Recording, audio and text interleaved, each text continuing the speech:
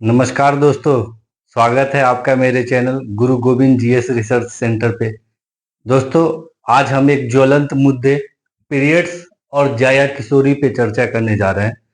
दोस्तों, आपको पता होगा कि पिछले हफ्ते की खबर है कि जया किशोरी एक न्यूज रूम में जाती है।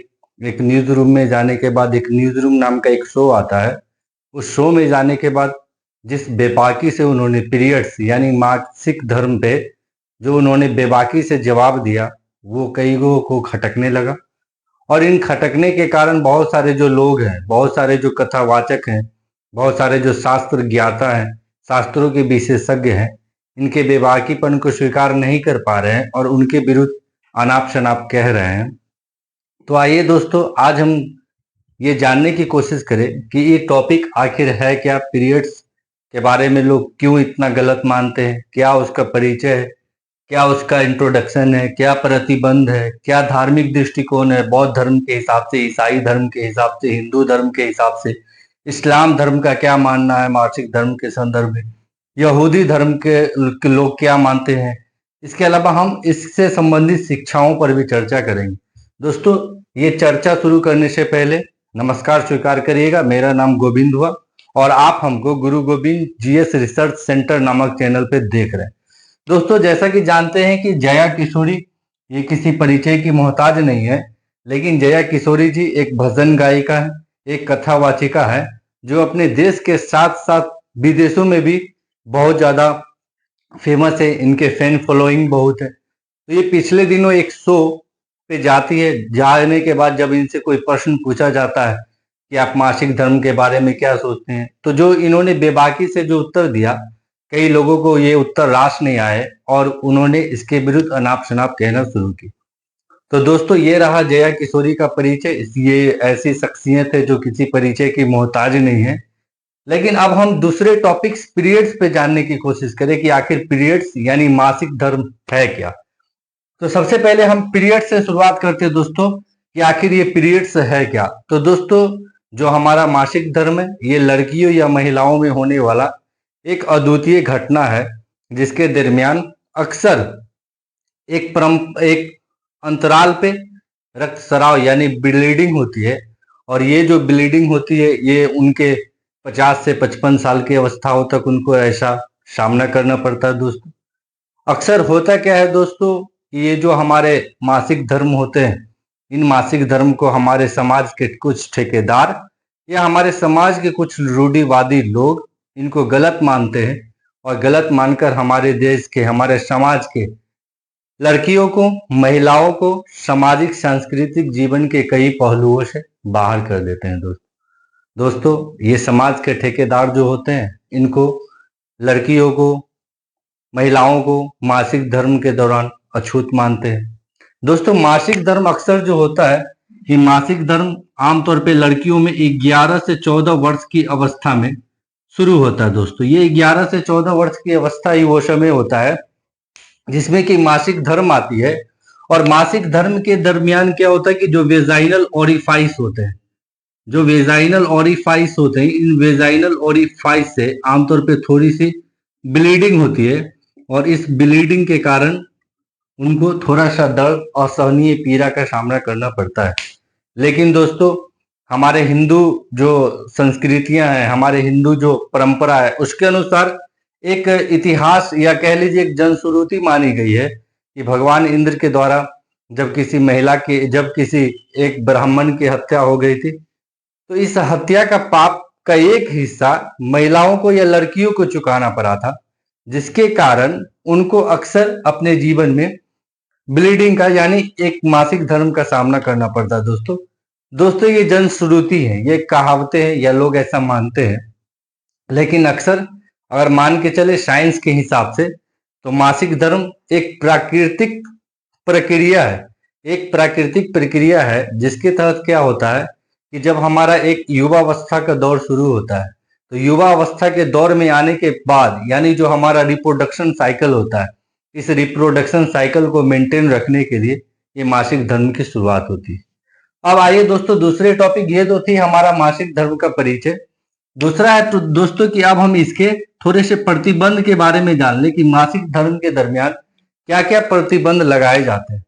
दोस्तों अक्सर हमारे भारत देश या हिंदू धर्म के अनुसार मासिक धर्म के दौरान जो महिलाएं होती है, जो औरतें होती है, उनको मंदिर जाने, उनको फूल पहनने, उनको यौन संबंध बनाने, उनको रसोई घरों में प्रवेश करने से प्रतिबंधित किया जाता है। उनको बहुत सारे लोगों से मिलने जुलने से मना किया जाता है। बहुत सारे जो खाद्य पदार्थ होते हैं उनको छूने से मना किया जाता है। कहा जाता है कि अगर वो इस दरमियान छुएगी तो वो खाद्य पदार्थ जो है वो खराब हो जाएंगे। लेकिन अभी तक जितने भी हमारे दोस्तों वैज्ञानिक दावे किए गए हैं या वैज्ञानिक जो शोध हुए हैं वो इस बात का दावा करते हैं कि मासिक धर्म के दरमियान लड़कियों या महिलाओं के द्वारा किसी भी चीज को छूने से या किसी भी चीज को टच कर देने से, किसी भी चीज के पास चले जाने से उन खाद्य पदार्थों के खराब होने का अभी तक ऐसा कोई प्रत्यक्ष प्रमाण नहीं मिला है दोस्तों। तो ये भी एक प्रकार का मिथक है जो हमारे बहुत दिनों से हम लोगों के समाज में प्रचलित है दोस्तों। तो ये रहा हमारा प्रतिबंध कि क्या क्या प्रतिबंध है दोस्तों।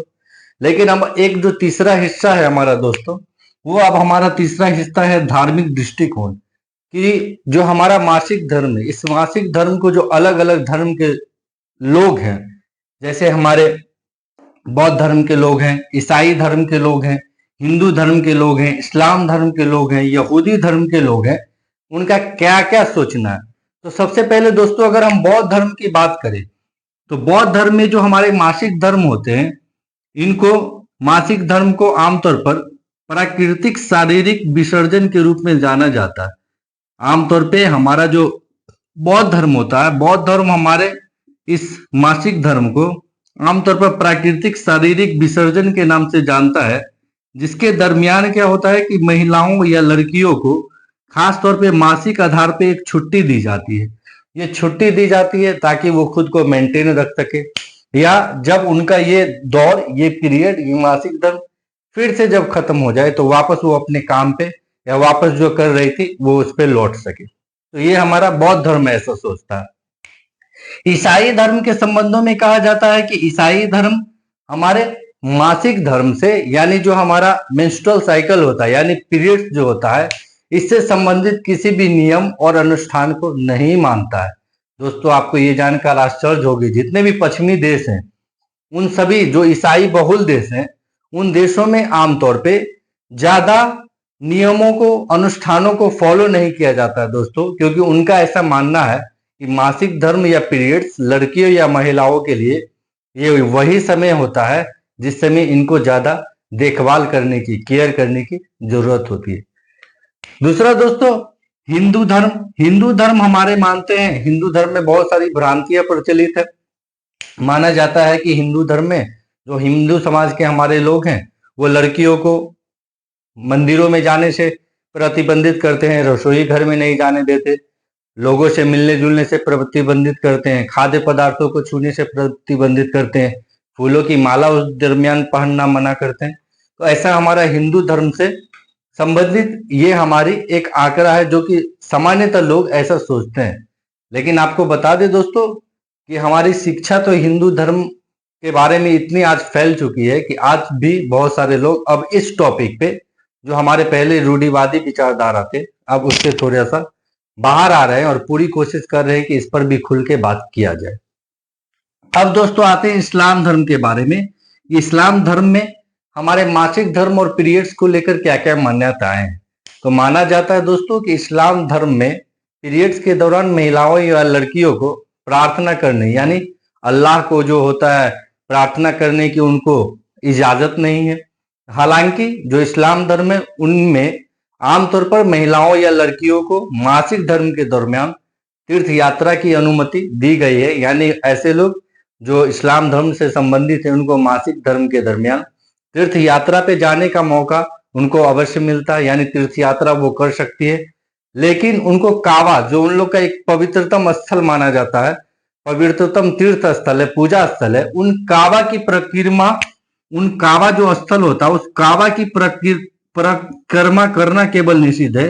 यानी वो जो काबा जो होता है, पवित्र स्थल होता है, उसका मासिक धर्म के दरमियान कोई महिला उसका केवल चक्कर नहीं लगा सकती, सिर्फ दर्शन कर सकती है। तो काबा की परिक्रमा केवल और केवल इस्लाम धर्म में निषिद्ध है। बाकी रमजान वगैरह के दरमियान भी थोड़ी सी हिदायत दी गई है कि जब पीरियड या मासिक धर्म आए तो उस समय रमजान वगैरह के दरमियान महिलाएं उपवास न रखें, बाकी दिन रख सकती है। अब दोस्तों अगर हम यहूदी धर्म की बात करें तो यहूदी धर्म में जो हमारे आमतौर पे जो मासिक धर्म होता है, तो मासिक धर्म के दरमियान जो महिलाएं होती है उन महिलाओं को आमतौर पे निदाह कहा जाता है। यानी जो मासिक धर्म होता है, मासिक धर्म से जो महिला गुजर रही होती है उसको हमारे यहूदी धर्म में निदाह के नाम से जाना जाता है। इन दरमियान क्या होता है कि इन दरमियान निदाह का एक पारंपरिक अनुष्ठान होता है। इस अनुष्ठान के तहत महिलाओं को स्नान कराया जाता है, लड़कियों को स्नान कराया जाता है, तब जाके वो शुद्ध मानी जाती है। दूसरा दोस्तों जो यहूदी धर्म है, और इस यहूदी धर्म का एक पवित्र पुस्तक है तोराह। इस तोराह में एक बात का जिक्र किया गया है कि इस तोराह में एक बात का दोस्तों जिक्र है कि लड़कियां या महिलाएं अक्सर जो हमारे ये मासिक धर्म होता है, मासिक धर्म के दरमियान किसी से संबंध नहीं बना सकती, या उनके यौन क्रिया को ये जो हमारी तोराह पुस्तक होती है, यहूदी धर्म की पवित्रतम पुस्तक है, ये उनको प्रतिबंधित करती है। तो ये दोस्तों हमारे सभी धर्मों का एक हमारा धार्मिक दृष्टिकोण है कि कौन कौन से धर्म और कैसे किस किस नजरिए से अपने इस मासिक धर्म, इस जो पीरियड्स होता है उसको कैसे देखते हैं। इसके अलावा अगर हम दोस्तों शिक्षा की बात करें तो जो जैसे कम विकसित देश है या विकासशील देश या गरीब देश है, तो उन गरीब देशों में अक्सर जो हमारे 23% महिलाएं होती है, उन गरीब देशों में अक्सर जो हमारी महिलाएं होती है उन महिलाओं की संख्या 23% मानी गई है।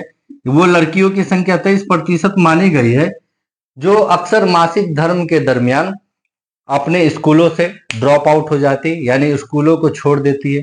इसके अलावा दोस्तों माना जाता है कि भारत के लगभग 77% महिलाएं या लड़कियां कह लीजिए, लगभग 77% जो महिलाएं या लड़कियां हैं वो मासिक धर्म के दौरान पुराने कपड़ों, पुराने फटे कपड़ों का प्रयोग करती है, उनका पूरा उपयोग भी करती है।